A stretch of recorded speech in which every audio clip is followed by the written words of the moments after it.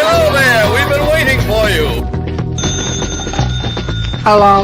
Hello, Jughead. This is Archie. Come over right away. It's a matter of life or death. Oh, relax, Archie. Attention, all true believers. Marvel Comics is on the air. A friend of the unfortunate, enemy of criminals. In reality, Dan Garrett, a rookie patrolman, loved by everyone but suspected by none of being the Blue Beetle. Boys and girls, your attention, please. Presenting a new exciting radio program featuring the thrilling adventures of an amazing and incredible personality. Faster than an airplane, more powerful than a locomotive, impervious to bullets.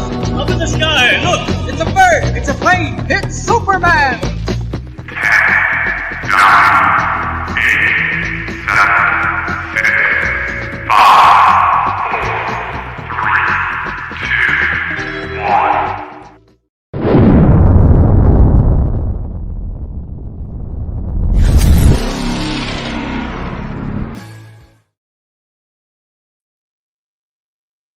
Howdy, everybody. I'm here from Casa King because we're all frozen into wherever we are. So I could not go to the store. Hence the weird background. Still dark. Still very dark, yeah. It's weird because it doesn't really look dark in person. It's just because I have so much light on me. It's like that magic trick of TV. Mm. Can I just say how much I really appreciate everybody that comes every week? When I see you guys start talking before we even come on the screen, like really and sincerely, It just makes me, that little bit of like, oh, my heart is bursting. It grew 3 times that day. Yes. And Miss Jen's got a big heart anyway, so that's like huge. So that's like 6 times a normal person's heart. There's some dope books this week. Yes, there are. There are. Especially And I'm if you like Doom. Yeah. Did you get to read before we get started? I just want to know. I keep hearing about a new Superman. Did you get to read that? Did that come out this week? Not that I saw. I think it's like Superman Unlimited or something like that. I can't remember the title. I was just curious if you got to read it. It's not in my stuff. And I think we got everything this week except for the stuff from Diamond, which has been for the last, I don't know, 2 or 3 or 4 months has been usually a couple days too late to come for this show, but then they come to the store a little bit later. So I apologize I don't get to review them. We're going to try to work on getting that fixed from getting them straight from the companies if we can. So. Okay. I'm just excited for it. I just this week was Superman 22 came out. There is that was the only Superman listed for this week, Jay. Okay. Perhaps your other Supermans are in Superman Lex Luthor special is next week. But everybody, Lex in the City is the book Jay needs to be reading. Lex and the City. I just know Dan Slott's writing this Superman, so I'm just curious. Lex in the City is Cena Grace, and it's Lex Luthor as Harry Bradshaw from Sex in the City. That sounds amazing. I would definitely check that out. Alrighty. If Miss Jen's ready, I'm ready. Oh, it's me.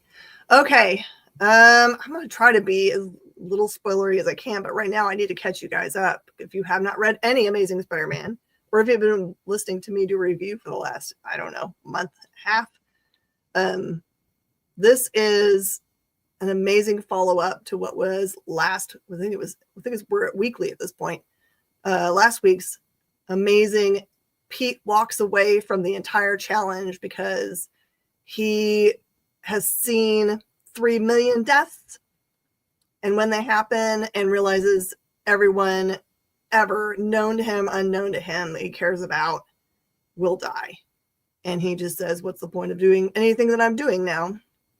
So he didn't lose the challenge because he held on. The whole thing was he was supposed to hold on to this orb. And if he dropped the orb, then he lost the challenge. But he never dropped the orb. So Has he technically won or just quit out? So he just left. So in this one, he gets approached by people in his life trying to figure out what's going on with him. Because he really has gone to the whole point of like full on emo, where he doesn't care really about anything. He'll eat or not eat, or hang out with people or not hang out with people, or yeah, it's pretty sad to see him do this. But what's really cool on the other end is you get to see the response of these beings that have been part of the challenge. They don't know what to do with it. All they know, well, we figured out now, is that they're all siblings. They're very competitive with each other. They want to be the person that breaks the person for the challenge. They want to do that very deeply.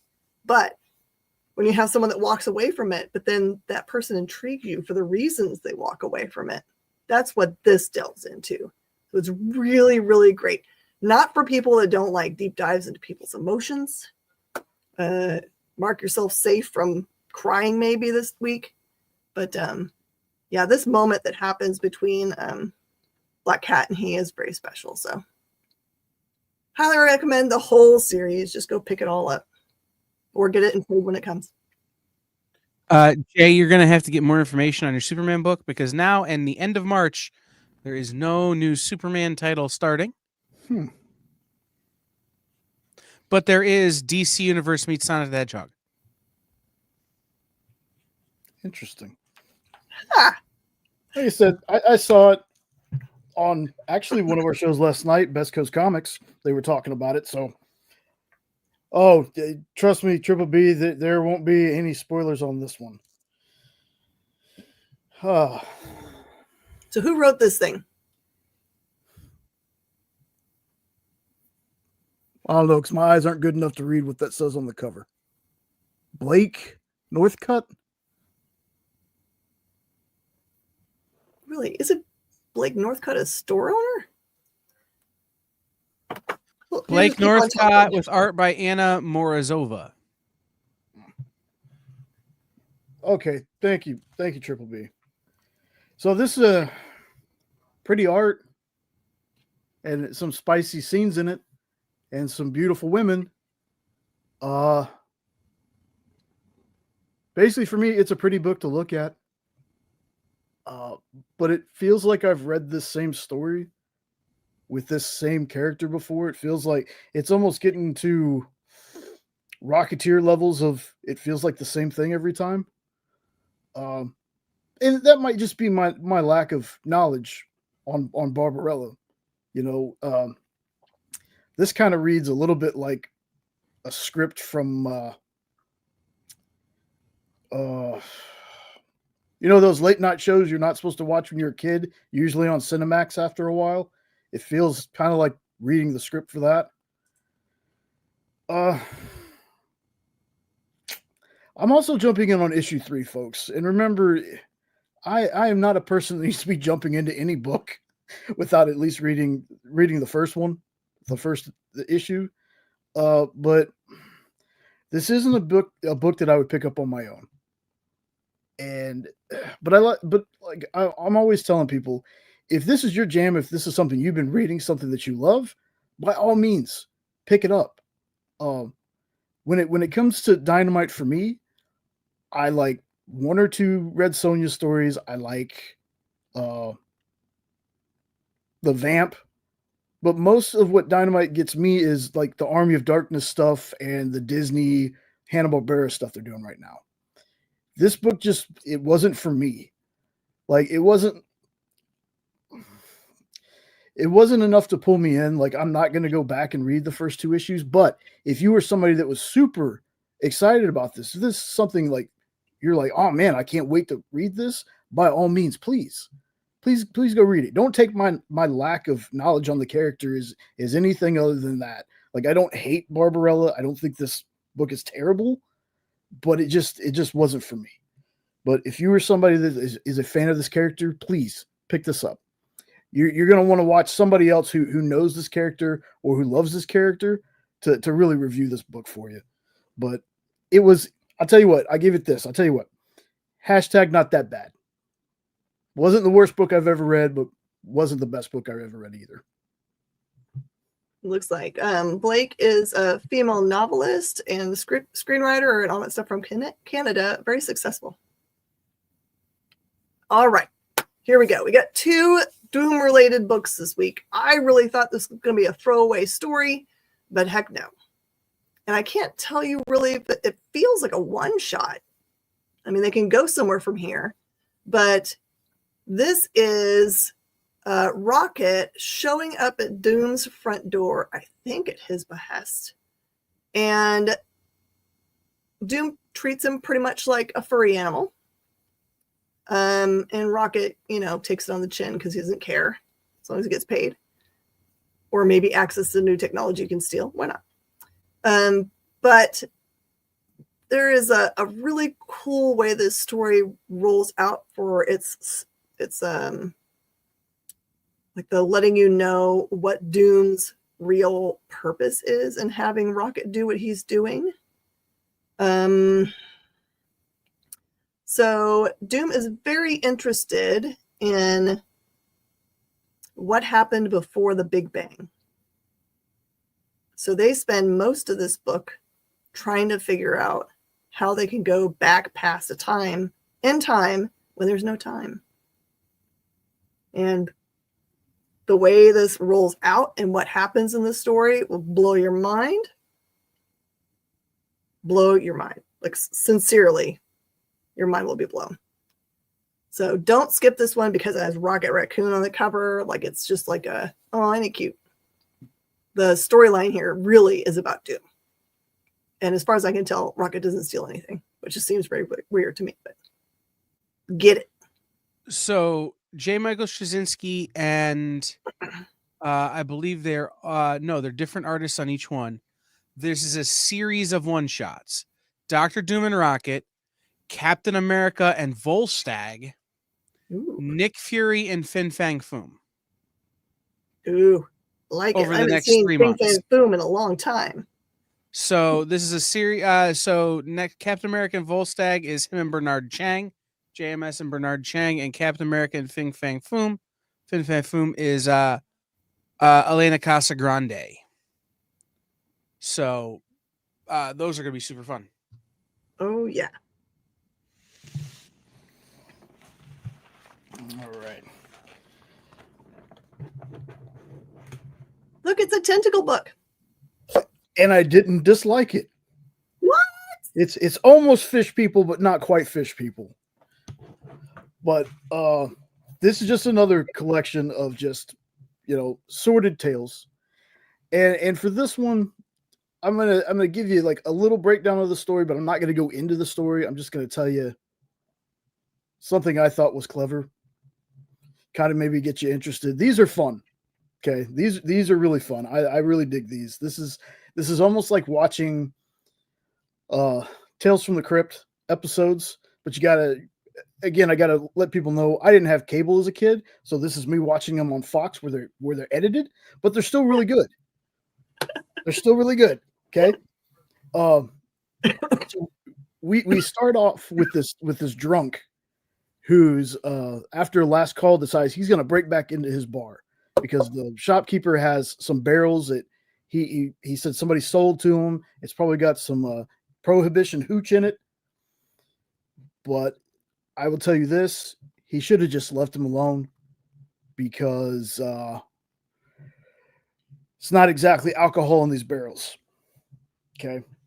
It was surprised. I was like, wow, that's the weirdest way to get to the point they were going to with this. But I liked it. I was like, okay. Don't make deals with people you don't know. That's all I got to say about that. So the second story in here is it's like a cutthroat tale of old Hollywood. And I'm talking the way it looks like in the story, it's film projectors. So it's like 30s, 40s era. And this basically tells you what happens when you steal the wrong person's movie script. And basically you could be the person that ends up on the cutting room floor. And how this one ends was just so out there crazy to me. It's you got to read it to see what I'm saying, because what happens at the end of that story is just like, that's not how I saw this thing going, but it has that feel. It's right in the vein of those Tales from the Crypt, Tales from the Dark Side kind of things. So really dug that one. And as far as the last story in it, don't bury bodies in your own yard. That's all I'm going to say about that one. Dogs don't poop where they eat. You shouldn't bury bodies in your own yard. You just shouldn't do it. This is a really fun book, y'all. Like, I know that a lot of the folks in our chat read this. I know at least Castle does, but yeah, and Triple B does too, and I'm pretty sure some other folks do. If you know what you're getting into, if you've been reading this, you're gonna enjoy it. I thought it was super fun, and while some of us may be a little desensitized because some of the stuff that we read and see nowadays, it's still got that really fun horror gore element to it. So if you're a fan of it, or if you haven't even tried checking it out, give it a shot. Give it a shot. It's 3 stories. It's a little anthology. Sometimes you get to the point, though, where the stories aren't bad, but man, you just wish there was one more page or one more panel. But they're really good. So I would definitely suggest picking this up if you haven't yet.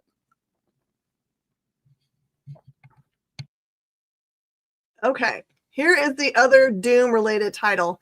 This is the beginning of One World Under Doom. Do not miss out on the beginning of this series, because I have a feeling that as everyone figures out that this is going to be,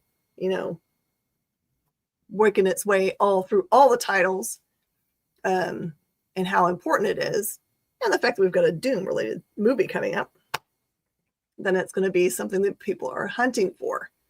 Okay, when we meet the Fantastic Four, which always see are Reed and Sue in this one, Reed has been kind of holed up trying to figure out magic. Sue is confused why he wants to figure out magic, but I guess that he wants to figure out a way to get at Doom, but hasn't really figured that out. So this is him reaching out to the Black Knight, who does know magic and has some very special, swords and other assorted mystical items. The Black Knight. And there is a little bit of time travel in this book and a bunch of double crossing. You guys can figure out, Reed is very smart, and so is Sue, but there's a smarter person in the room, so you probably could figure out what happens in general, but the way that it rolls out is just so smart. It's incredibly smart, and there's a bunch of ha-ha-ha moments. Oh, I know now, don't mess with Doom.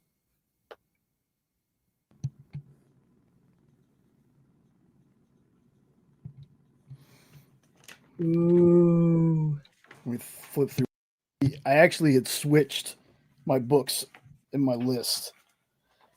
So why do we get a best of Edgelord the Hedgehog? Hey, I don't know. But this is the Sithbus one shot. Sonic the Hedgehog, Best of Shadow. I was only a Sonic kid because of the Jaleel White cartoon. Okay. I had a Nintendo until I was like 15 and bought an N64. So I was never a Sega person. I played maybe one Sonic game because my friend had it. But that was about it. But needless to say, I don't know much about Shadow, obviously. But this book does something really cool. Something that I've just like, I was like, man, I'm glad they started doing this. So whenever a character arrives, it gives you their name and then like a 2 to 4 word description of them, because there's a lot of characters that show up in these books, in these Sonic books, and I'm always like, there's all these characters, but I don't know who they are.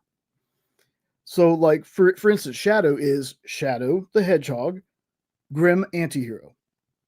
Cool. That gives you a short little blurb on what to expect. And it felt like IDW was listening to me because, obviously they watch Minute to Skim It. So they heard me and they're like, man, if Jay doesn't know these characters, there's probably other folks that don't either. That didn't happen at all. So just throwing that out there. That didn't happen at all. But the fact that they do that, yes, we get it. We get it. Kyle doesn't like the cool things. Sonic and Tails are nothing. Oh, it's all about Knuckles, honestly. What is going on? But anyway, it's all this babbling that I do, because that's how I do it, is just to let you know this is just a fun and colorful book. And it's one of those things that I'm glad when it shows up on my list, because, me personally, outside of superhero books, I read a lot of dark and violent stuff. And while I enjoy those, it's nice to go from drab and dreary to bright and colorful and have that little break in between things so you don't get overwhelmed with it. This is just a super fun book. If you don't know anything about Shadow or any of these other characters outside of Knuckles and Tails and Sonic, this book to me does a great job of letting you know, hey, this character is this character, and here's a little bitty thing to let you know about him. So I thought it was a really fun book. I enjoyed it. You should check it out.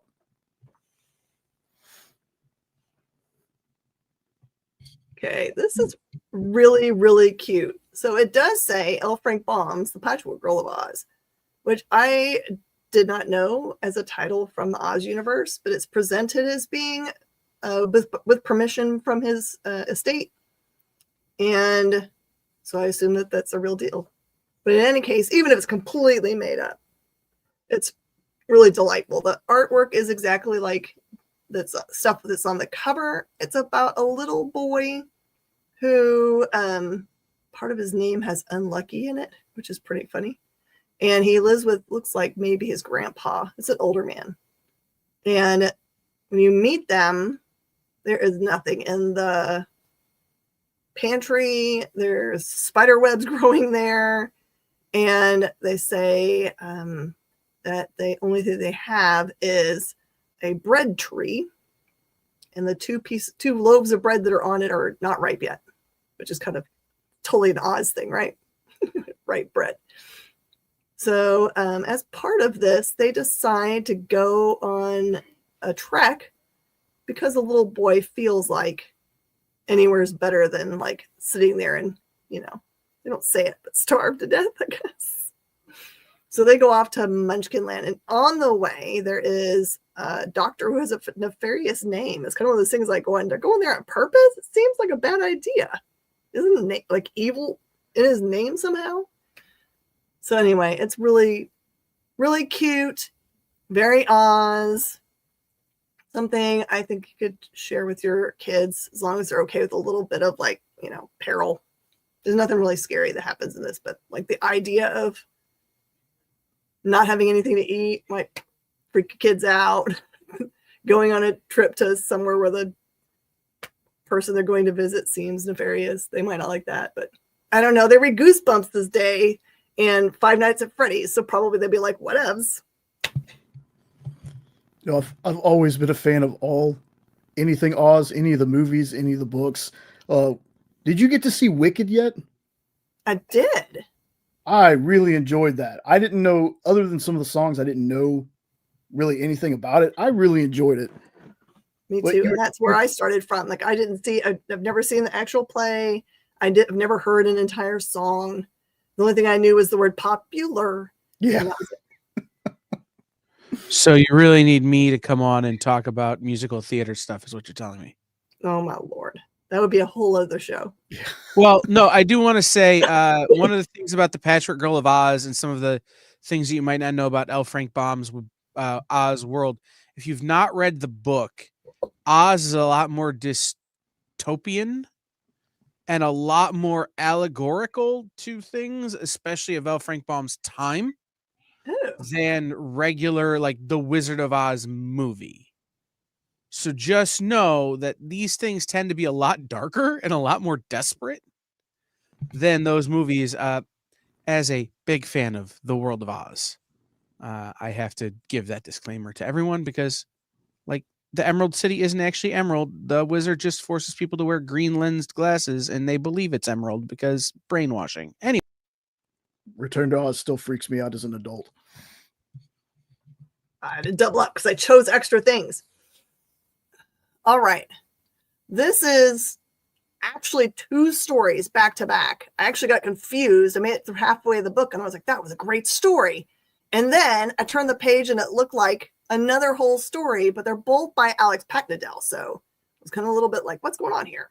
So the first story is about Cyclops and Jean Grey / Phoenix, who appear to have gone on maybe a vacay, just somewhere very cold. I can't remember if they even say.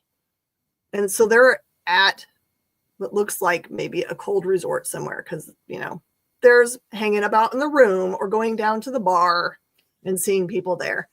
But what's happening is that people, both normal folk, one of which you kind of see in the early pages, have been kind of like, if they're being summoned psychically, is that right?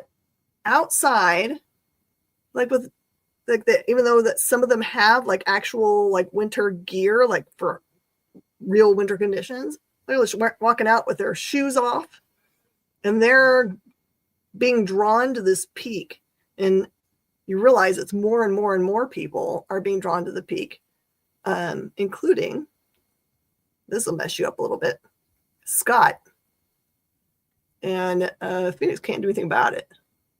So that story plays itself out. And then you're like, okay. And then the next story is about Xavier. So you know that he has been blamed for the death of 12 innocents as he, to end the conflict in Krakoa, crashed a ship with 12 individuals in it into, I can't remember what the big other structure is, one of their enemy structures. I don't think it was the Orca's platform, but it was some other platform that they were fighting. And so everyone assumes that he is evil. It goes through an entire part of the book where it tells how evil he is and no one trusts him and blah. You really hate him too. But there is more to the story that we don't know, that this thing tells. Of course, it's his secret. I don't know if he'll ever tell it to anybody else, but I don't know if I still like him anymore.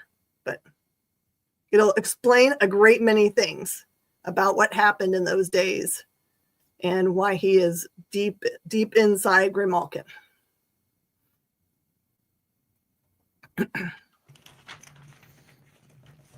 Okay. Jay, I looked at this cover 6 times today, and 5 of those times I thought it was an alien cover. I thought that's a xenomorph head. You know what I'm looking at. Here's what you will learn. You will learn. Oh wait, in my little is that review. a submarine? Yes. Good guess though. Good guess. Yeah. So this one's super quick because I really want to avoid anything. So I'm a few issues behind on this. I really dug the first one, but this was a very awesome story. I'm not sure if there's like an overarching plot, and that's only because I've only read issue 1. I don't know if it's that or if these are all standalone issues that connect with the Terminator. But you know, this was a story that just when I thought I had something figured out, they just flipped the switch on me, and I'm like, oh, so that's not that, that's that. Oh, okay. But it's just a really cool story, y'all, and it's Terminator in a submarine. Like there shouldn't be, much more to that. You have a Terminator in a submarine. What could possibly go wrong? literally everything. But do yourself a favor when you're done with the story. There is still that backup story. Only like 2 pages. I'm gonna mess his last name up. Sal Crivelli, I believe, was the person who's doing the backup story in these books. I know the first name's Sal. I just can never remember his last name. And I apologize if he sees this. I'm terrible with names anyway. But make sure you read that backup story. It's 2 pages, but I'm gonna go back, try to find the other issues, because both stories to me are very interesting. The main story, again, I've only read the first issue, so I don't know other than a Terminator what connects them. But I'm curious to see if the backup stories are connecting. But like I said, if you've been digging this series, this is another one. This is another thing that I'm like, I may not like, a whole lot of the babes of Dynamite kind of books, but stuff like this I really dig. Like this Terminator book for me has been great. So do yourself a favor. If you've been reading this, read this one. Come back here. As always, let us know in the comments what books we were talking about that you've read. If you dug them, let us know, because I'm serious, and Miss Jen's serious, and Kyle's serious. We want to know if you pick up something based on something we said. We want to know if you liked it or not. We want to know if we hit the nail on the head for you. So this one, I would tell you, I would definitely suggest this one. So, oh man, is that Garrett's book? It is Garrett's book. This isn't even the best cover. The other cover is way scarier. But, Garrett, when he's writing for himself, will write very adult things. Very extremely. You cannot be offended if you read this book, because he's going to use the C word and lots of other words like them. You can't be mad about it. Okay, so fair warning, don't leave this around for your kids because it will mess them up. Okay, so this is about 2 poachers who show up in town in somewhere Africa, and they have this discussion about, she buys a little plushie which raises money to protect elephants from being poached. And so they have this big old talk about why that is so dumb, because that's not going to counteract what they're about to do. So you get a real good idea early on about the dynamic between these 2 people. I don't even know if they're married or not. I mean, they could be, but they're not. It's not a healthy relationship if they are. So this is about them literally going out into the bush and setting one of those, those traps that have the teeth things on it, just throwing a bunch of grass on it. They're like, I don't know if that's going to work. And then what happens next is real graphic and horrible. So horrible, graphic and horrible. And justice happens a lot. And then again, and then some more. I love Garrett so much. I just got my war corns in the other day. I can't wait. I love Garrett so much. Were crayons eaten? Probably. I haven't cracked it open to read it yet, but I got the package in. I cracked it open. I'm going to be doing an unboxing later for it. But that is the book that Jenna got from your store, and that's what turned me on to Garrett. And Garrett is so awesome, and the whole team, Dave, Ruben, Christina, Samir. I can't wait to read this. So. The only one I couldn't read of his was Murder. Oh, yeah, we can't say that word on the experience, I don't think. Yeah. Start with the B. That was maybe too much for me. He showed me a couple pages. I was like, I'm gonna have to clean my mind now. I'm gonna get some soap, stick it up my nose, get my toothbrush. Yeah, that's yeah, that book. Yeah. Okay. All right. Woo! So speaking of things I don't know a lot of, Turtles cartoons, I got you. Stuff about turtles, yeah. I used to watch those cartoons. I barely know how to say this name. Jenna is always correcting me. It's Naruto. Naruto. There you go, Naruto.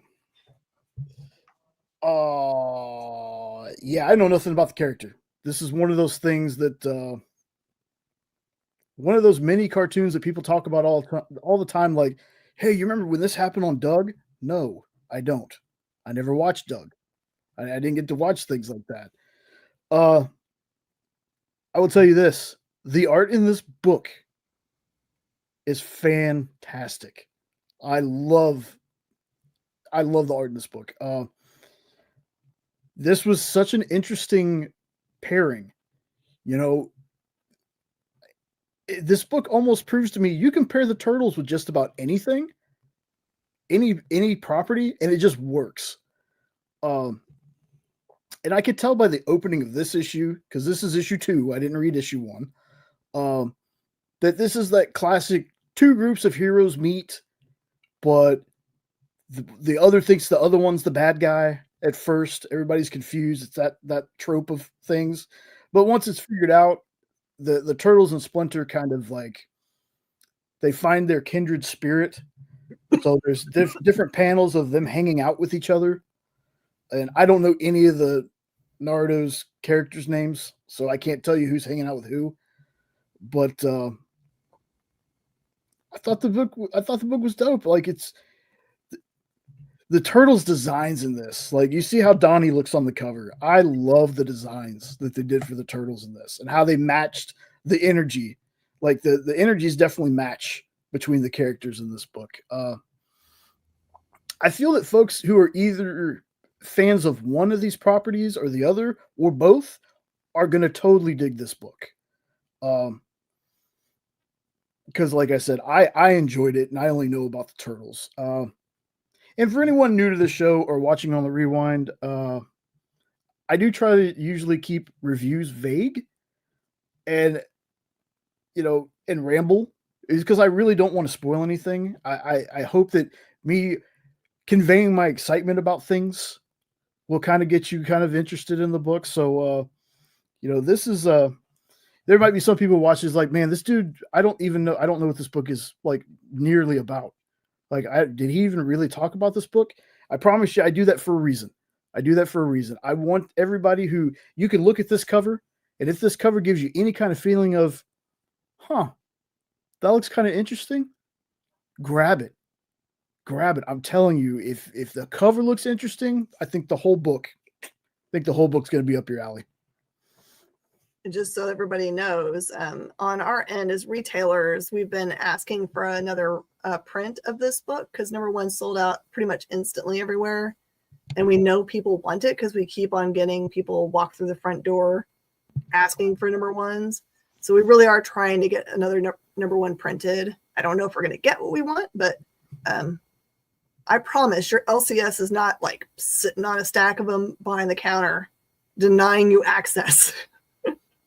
And if you like these books, what you should always do, you should put it on your list. Go to your LCS, put it on your list to make sure you can get a copy of it. Okay. So just so you know, I know some of you guys got a little waylaid from your love of the X titles during the Gray Malkin bit, which was an important thing that they put through all the X titles because it needed to happen. This is nothing to do with it. This is whole new storyline, picks right up where we left off the group. And by that, I mean that Wolverine, Rogue, Remy, and Nightcrawler have taken on these kids under their wing and have started, I don't know, I'm not going to call it a school because they're, doing it out of a barn. They don't have a lot of resources. And these kids have never had a real life. You see that in this book because at some point they're feeling distrusted because one of them overhears a discussion about the foretelling that everybody knows that one of them is supposed to be the doom of all mutant kind. So they overhear the adults talking about that they can't really trust the kids, and it doesn't have anything to do with the kids themselves. It's literally that they know that this is hanging over their heads. They don't know when. You just know it's going to happen. The kids all have really cool powers. Like one of the girls turns into a big fiery person with a fiery horse. Ransom gets a cool like mask that looks almost like who's that really cool Wildcats character? He moved over into the DC universe. Dang, I can't remember his name. Grifter? Is it Grifter? Yeah, Grifter. And then there's like a kid that's super emo and dead, I think. I think. I can't remember that the girl has.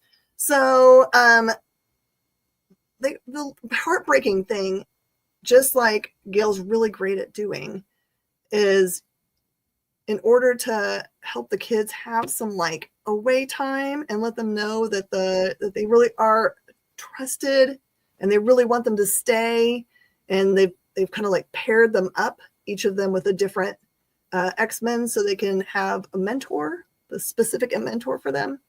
They actually take them to the mall and drop them off with $400 apiece, which they've never had money.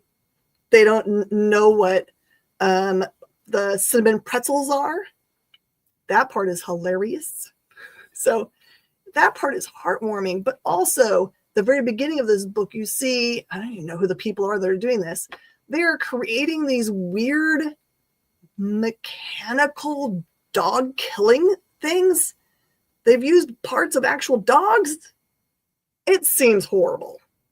They don't have really control over them, but that doesn't stop them from putting them out into the world to use them. So these are two kind of storylines. One about the kids and them figuring out life and how they're going to work together with the X-Men. And this first appearance of the Wolf Pack. They're terrifying. I don't want them around.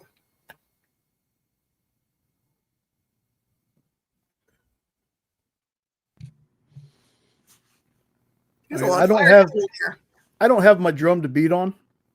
Okay. I don't have it in the room with me to beat the drum of, if you have not been reading the new Valiant stuff, why are you not reading the new Valiant stuff? Like, I must be getting lucky because everything I've read so far has just been fire. I've enjoyed everything about the Resurgence stuff.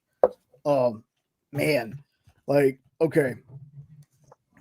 This one is just like one huge bloody battle. There's a little bit of story that happens at the beginning. The rest of it is just like a battle throughout the rest of the book. There's some things in this book that I have complained about from other companies before. There's two things in the book. One of them I won't say because it's super duper spoilery to the end of the book, but the one thing I've always said was I'm getting tired of multiverse stuff. For some reason, it feels different because it doesn't really feel like Valiant has done multiverse stuff a ton. So it feels kind of like, okay, I can let them get away with it for right now. I'll give a tiny spoiler because it choked me up just a little bit. There's a page with Faith, and it's near the end of the book, and there's a tribute live action cameo of a character.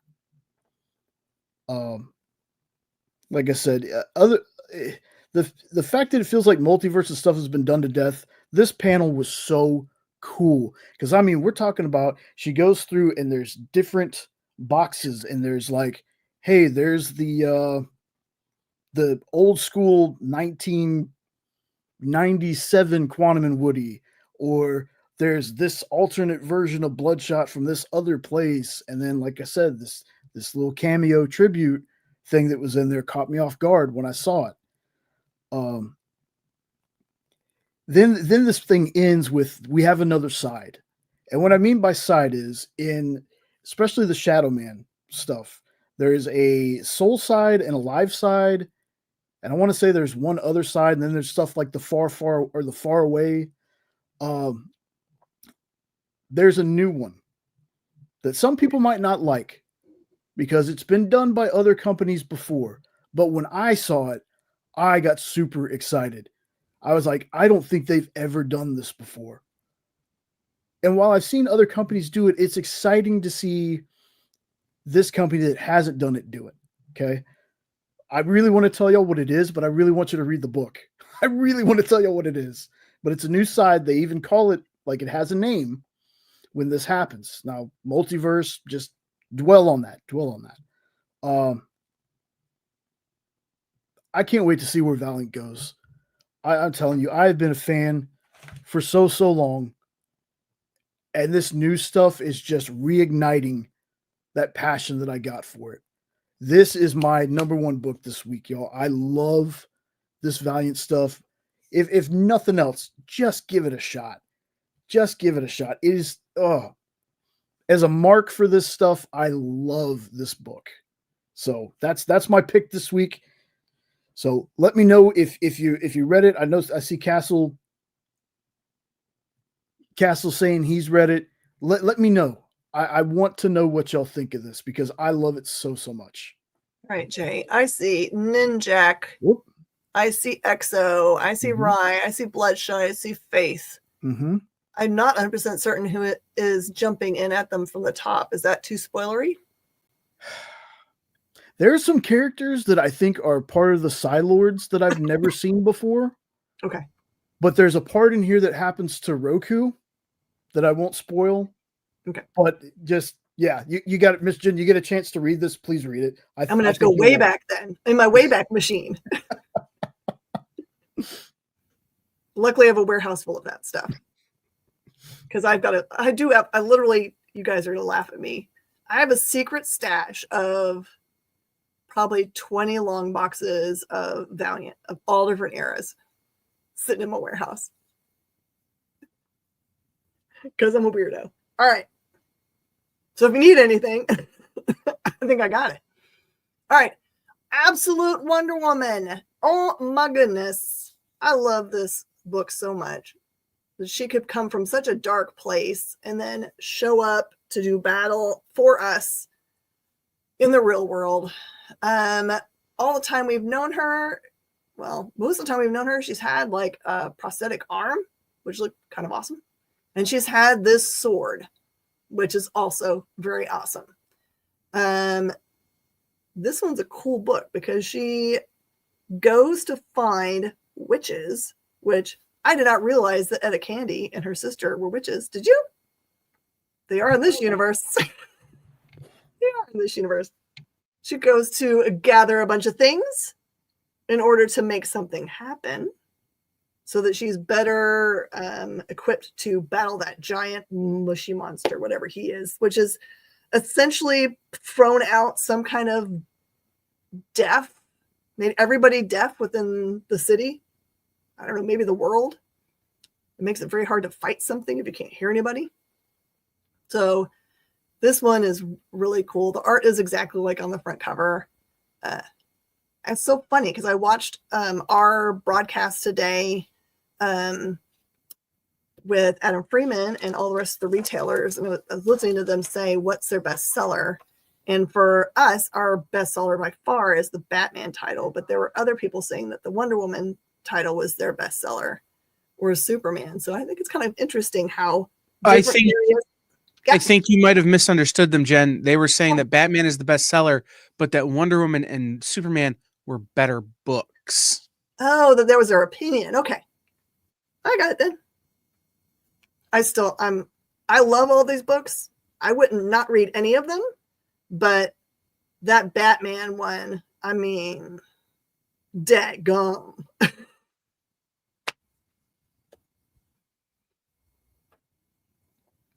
We already make it through all of them. Yep. Did good. Yep. I didn't get Dark Horse on my list this week. Like we weren't able to get Dark Horse, so yeah, I'll try to work this week and see if I can figure out who is the person in charge of PDFs and beg them sweetly with my Miss Jen powers. I saw Kyle pop in. Well, I was gonna help you guys fill time by talking about how the fact that Jay and I haven't got Dark Horse in a while. Last week to fill out my read, I read all of the Mad Caves that are out this week. So this week is a little bit bigger than this show maybe represents in terms of its release schedule, but we're trying to, fill time. And so we're moving some things around. And that will always be complicated. They did rush this to print. This is a reprinting of Books of Doom 1 through 6 for you guys. This is great content. It'll be at your shop. Mm-hmm. I do want to pop in and let everybody know, as you can see, as I'm bundled up, because it is like getting progressively colder in my office. It's gonna be negative 23 here tonight. Lyle's the only person who can judge me. There is a Dick Tracy out, but I read it last week. Anyway, just a heads up. Welcome to Wonderland, which would normally be next here on the EXP, is canceled tonight due to car issues for Rich. They will be back next week. So stay tuned at 10 o'clock for Henri. And then tomorrow may look a little bit different. We're trying to work some things out right now for tomorrow. But just be watching our social media, guys. Jay and I are doing that now. So you're watching our social media, and we will let you know what's happening tomorrow when we know what's happening tomorrow. So I hear that there's a Jeff the Land Shark cover out this week. I have no idea if it's a ratio variant or what, but desire is real for Jeff the Land Shark. Yeah. Please make sure next week you come back for Wonderland Comics. I got to work that show, and Rich is just a natural host, natural seller. He's got great stories. Like, we've had him on the EXP before, on the writer aspect of it, but Rich is a really great guy. AJ does a great job showing you the books. So it's unfortunate we won't have it because they missed their first show because of the weather. And then we had a great first show last week, and then car troubles and stuff like that kind of took it away. So please make sure next week you tune in. Hopefully they'll be back. I like the walk around aspect of it. So you can see all of their shop. That's really cool. Yeah. And like I said, Rich has just got some great stories. It really is. Like, there was a banger of a first show last week. So hopefully we can get everything back on track next week. Also, if you happen to be traveling, comicshoplocator.com to find a comic shop in the area which you are traveling to. Put in the zip code of the place you're at to find local comic shops around you. Go to your local comic shop in your own town. Spend some extra money. Be very patient with these folks, man. Honestly, y'all know I'm not a retailer or anything. I'm a lover of comics, but please be kind to your comic shop owners. They're having kind of a rough time right now, so just be patient with them, okay? That's all I got to say. Use Comic Shop Locator while you still can. Oh, I didn't even think about that. Where do we go with that without that? We'll make one. We'll talk. Anyway. Hey, AJ. AJ Price in the chat. Wonderland is his shop. Oh, that's awesome. That's true. I got Castle to buy 34 Punisher books. That's awesome. Castle, was that made you? Come on. Yeah. I didn't. Is that what you told your significant other? I didn't have to twist the arm that much, I don't think.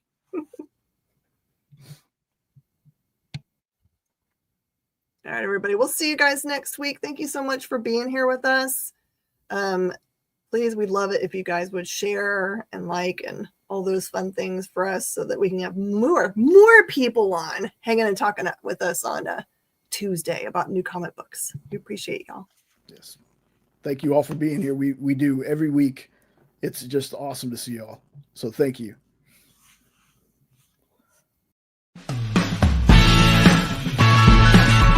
Join the party. Head over to our Linktree to find all the links for everywhere the experience is all the time.